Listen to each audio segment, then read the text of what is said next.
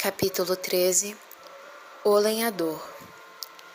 Entretanto, logo surgiram alguns problemas.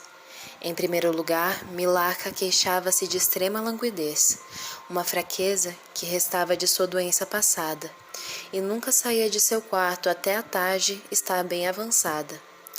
Além disso, descobriu-se acidentalmente que, embora ela sempre trancasse a porta por dentro e nunca tocasse a chave até que permitisse a entrada da criada para ajudá-la com a sua toilette, às vezes, sem dúvidas, ela se ausentava de seu quarto até o amanhecer, e em vários outros momentos durante o dia, antes que ela quisesse que soubéssemos que ela estava acordada.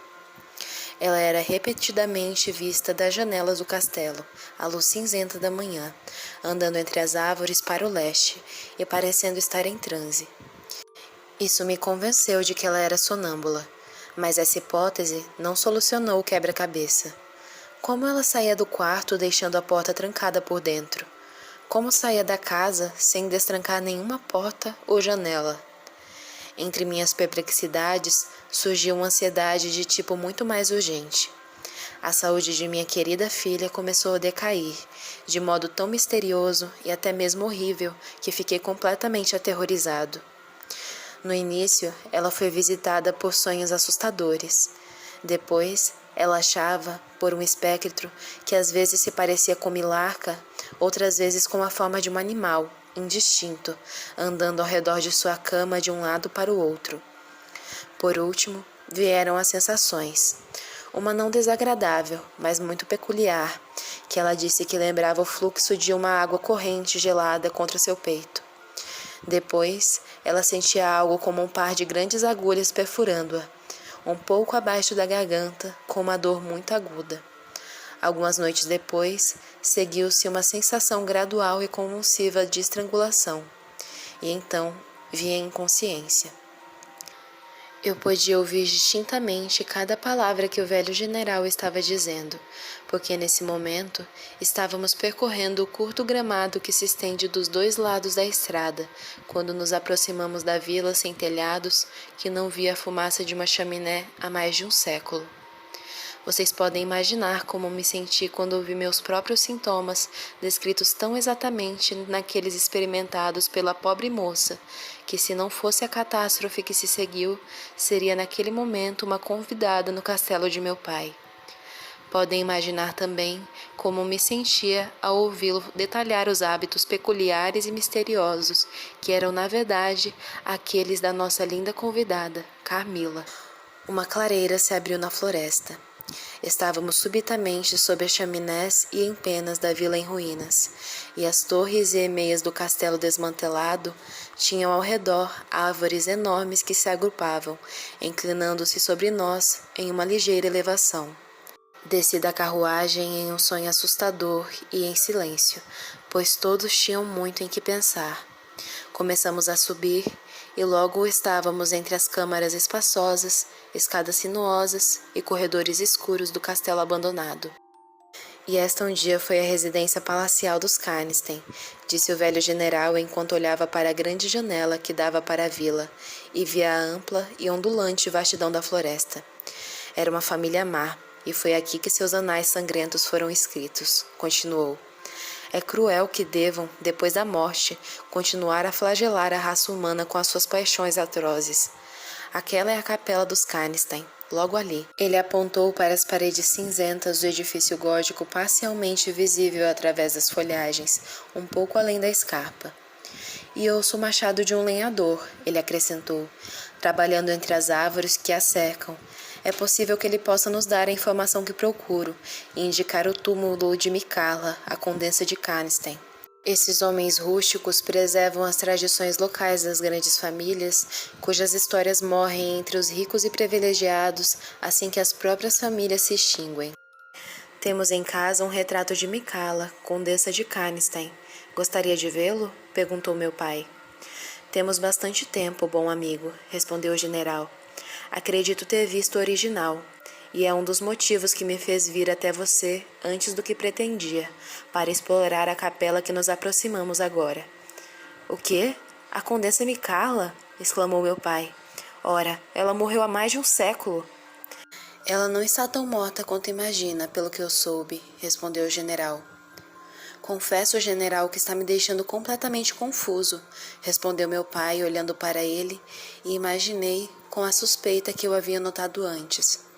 Mas embora às vezes houvesse raiva e repulsa nos modos do velho general, não havia nada de refletido neles.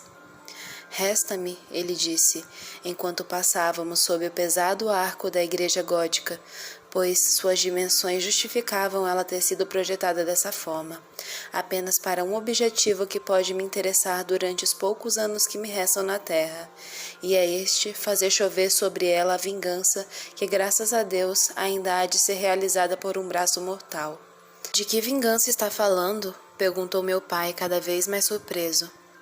Pretendo decapitar o monstro, ele respondeu subitamente inflamado, e em um tom que ecoou pelas ruínas vazias, e no mesmo momento ele levantou o punho fechado, como se segurasse o cabo de um machado, enquanto agitava ferozmente no ar.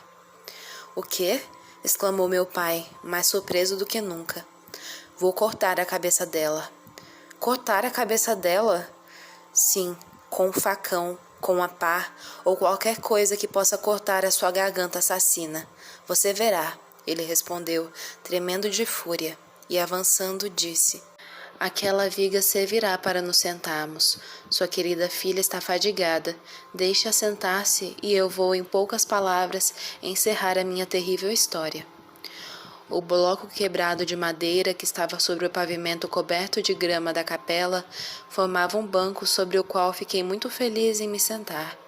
Enquanto isso, o general chamou o lenhador, que estava removendo alguns ramos que se inclinavam sobre as velhas paredes, e com o machado em punho, o velho robusto ficou em pé à nossa frente. Ele não pôde nos dizer nada sobre aqueles túmulos, mas havia um ancião, ele disse, um guarda florestal, que naquele momento estava hospedado na casa do padre, a cerca de 2 milhas dali, e que poderia indicar todos os túmulos da velha família Karnstein. E em troca de algumas moedas, concordou em emboscá-lo, se pudéssemos emprestar-lhe um de nossos cavalos por meia hora. Faz muito tempo que o senhor trabalha nessa floresta? Perguntou meu pai ao velho. Tenho sido lenhador aqui, ele respondeu, sobre as ordens do guarda florestal durante toda a minha vida, assim como meu pai foi antes de mim, e assim por diante, por tantas gerações quantas posso contar. Posso mostrar aos senhores a casa, nessa mesma vila em que meus ancestrais viviam. Como a vila ficou deserta? Perguntou o general. Ela foi atacada por mortos-vivos, senhor. Muitos foram seguidos até as suas tumbas, identificados pelos testes usuais e extintos de modo usual, por decapitação com a estaca e pelo fogo, mas não antes de que muitos aldeões fossem mortos. Mas depois de todos esses procedimentos realizados de acordo com a lei, ele continuou, e todos esses túmulos abertos e tantos vampiros privados da sua horrível animação, a vila não ficou tranquila. Mas um nobre movário que estava viajando por aqui ouviu falar desses problemas e, sendo hábil, como muitas pessoas em seu país, nesse tipo de assunto, se ofereceu para livrar a vila de seu algoz. Ele o fez dessa maneira.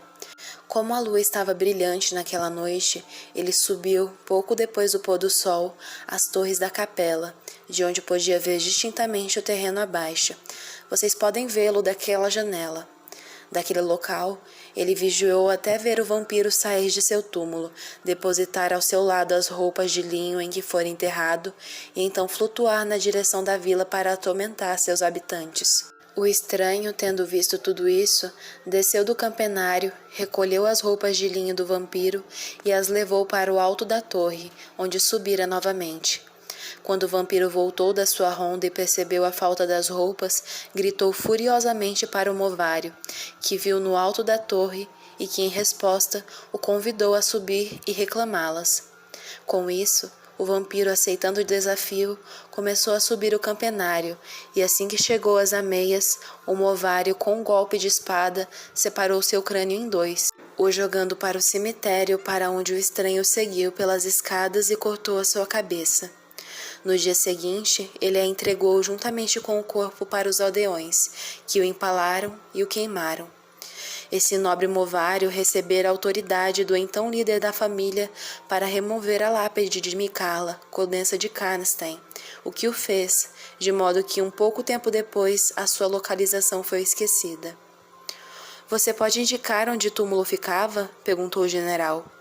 O guarda florestal balançou a cabeça e sorriu. Nenhuma alma viva pode dizer isso agora, ele disse. Além disso, dizem que o corpo dela foi removido, mas ninguém tem certeza disso também. Tendo dado essa sinistra declaração, e como o tempo era curto, ele deixou seu machado e partiu, deixando-nos para ouvir o resto da estranha história do general.